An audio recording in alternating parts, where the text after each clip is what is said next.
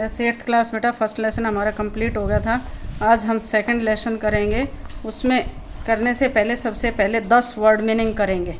ये 10 word meaning जैसे गिर वनम, गिर जंगल, गिर फॉरेस्ट, शरीरम शरीर बॉडी, अपराध है अपराध क्राइम, अक्रिंदत रोने लगा, स्टार्टेड क्राइड, चतुर है चालाक क्लेवर, व्याग है शिकारी हंटर, बद्ध है बंद गया, कैप्चर्स प्रयत्न या कोशिश, एफर्ट्स या अटेम्प्ट। तो इस तरह से ये 10 वर्ड मीनिंग लिखेंगे और याद करेंगे। तो उसके बाद आप इस लेसन को शुरू करेंगे। द्वितीय पाठ है, दूसरा पाठ सिंह मुस्कयो कथा। सिंह शेर, मुस्कयो माने चूहे की, कथा माने कहानी।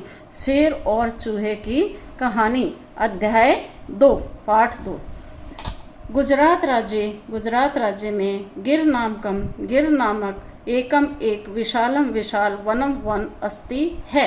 गुजरात राज्य में गिर नामक एक विशाल वन है। तस्मिन माने उस वन में एक विशाल सिंह शेर निवस्ति सम रहता था। देखिए बेटा, निवस्ति माने रहता है, लेकिन जब किसी भी धातु के पीछे सम लग जाता है तो उसका मतलब पास्ट टेंस हो जाता है, उसका मतलब था हो जाता है। तस्मिन वने उस वन में एक विशाल शेर रहता था। जैसे पिबती, अगर ये आता कि पिबती पीता है तो पिबती सम आ जाता हो तो पीता था। खादती खाता है, लेकिन खादती सम आ गया तो खाता था। एकदा एक बार स वृक्षस्य अधः सुप्त आसीत, वह वृक्ष के नीचे सोया हुआ आशीत माने था। तदा तभी एक है एक, मुस्के माने चूहा, तत्र माने वहाँ, आगच्छत माने आ गया। आगच्छत में लंग लकार है, आगच्छत आगच्छताम आगच्छन।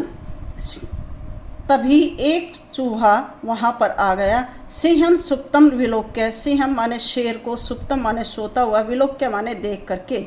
स मुस्के वह चूहा सिंह से शरीरे, शेर के शरीर पर अनृत्यत नाचने लगा। क्या हुआ? सिंहम सुप्त विलोक्य, शेर को सोया हुआ देख करके, स मुस्के वह चूहा सिंह से शरीरे, शेर के शरीर पर अनृत्यत नाचने लगा। मुस्कस्य नृत्यन सिंह प्रबुद्ध है, मुस्काया च अक्रुद्धत। मुस्कस्य नृत्यन, चूहे के नृत्यन नाचने से सिंह शेर को प्रबुद्ध है। प्रबुद्ध माने बहुत ज़्यादा, या मुस्काए च क्रुद्धत, उसको प्रबुद्ध माने पकड़ लिया या बांध लिया। मुस्काए चूहे को च अक्रुद्धत और क्रोध किया, उसको मतलब पकड़ लिया और उसको क्रोध किया। स मुस्कम एवदत, सिंह मुस्कम एवदत, शेर चूहे से बोला, भो मुस्के अरे चूहे, किम तुम ने जाना सी। किम माने क्या, तुम माने तुम, न माने नहीं, जाना सी क्या तुम नहीं जानते। यत अहम, यत माने की, अहम माने मैं, वन राज है, वन राज का या जंगल का, सिंह माने शेर, अस्मि माने हूँ, क्या तुम नहीं जानते कि मैं जंगल का राजा शेर हूँ। अहम मैं, नूनम तव अपराधस्य दंडम दास्यामि, मैं नूनम माने निश्चय, तव माने तुम्हारे, अपराधस्य माने अपराध का, दंडम माने दंड, दास्यामि माने दूंगा, दास्यति दास्यते दास्यन्ति, लेकिन लंग ये इसका लेट लकार है, दास्यामि माने दूंगा। मैं तुम्हें निश्चय ही, अहम माने मैं, नूनम माने निश्चय ही, तव माने तुम्हें, अपराधस्य माने अपराध का, दंडम माने दंड, दास्यामि माने दूंगा। मुस्के चूहा ऊंची अक्रिंदत, चूहा ऊंची माने ऊंची आवाज में, अक्रिंदत रोने लगा, एवदच्च और बोला। चूहा ऊंची आवाज में रोने लगा और बोला, भो वन राजा, हे वन के राजा, मई दयाम कुरु, मई माने मुझ पर, दयाम माने दया, कुरु माने करो। हे वनराज, हे जंगल के राजा, मुझ पर दया करो। अहम अपि, मैं भी, विपत्तौ विपत्ति के समय, तव माने तुम्हारी, सहायता माने सहायता, करिष्यामि माने करूँगा। क्री धातु है, लेट लकार, करिष्यति करिष्यते, करिष्यन्ति करिष्यसि करिष्यत है, करिष्यत करिष्यामि करूँगा। अहम अपि मैं भी, विपत्तौ विपत्ति के समय, तव सहायताम करिष्यामि तुम्हारी सहायता करूँगा। मुस्कस्य वचनम श्रुत्वा, चूहे के वचन सुन करके सिंह असत शेर हंसने लगा। एवदत च और बोला, भो मुस्के अरे चूहे, तम चतुरासी तुम चालाक हो। इदानिम तव वचने, इदानीं माने ऐसे, तम माने तुम्हारे, वचनेन माने वचनों से, अहम माने मैं, प्रसन्न माने खुश, अस्मि माने हूँ, त्वाम माने तुमको, च माने और, मुंचामि माने छोड़ता हूँ।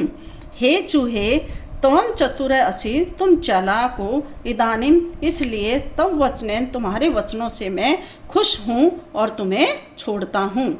मुस्क चूहे ने सिंहम माने शेर को, नमस्कारम कृत्वा नमस्कार किया और गतः चला गया। चूहे ने शेर को नमस्कार किया और चला गया।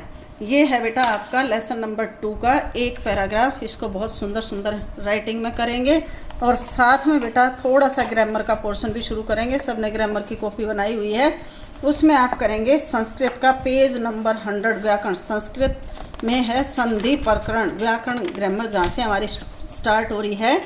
तो सबसे पहले आता है संधि किसे कहते हैं। संधि कभी भी रटने की नहीं होती बेटा, इस बात का ध्यान रखें। आप रटते हैं, कई बार लिखते हैं और तब याद करते हैं, लेकिन ऐसा अब ना करें। संधि किसे कहते हैं? दो वर्णों के परस्पर मेल के कारण होने वाले परिवर्तन को संधि कहते हैं। दो वर्ण होते हैं, उनको परस्पर मेल जो होता है उसके से जो परिवर्तन होता है उसे संधि कहते हैं। जैसे विद्या जमा आलय विद्यालय, वैसे विद्या पढ़ाई, आलय माने घर, विद्यालय पढ़ाई का घर। यहाँ विद्या के आ जमा आलय के आ के मेल से आ यह परिवर्तन हुआ, अतः यह संधि है।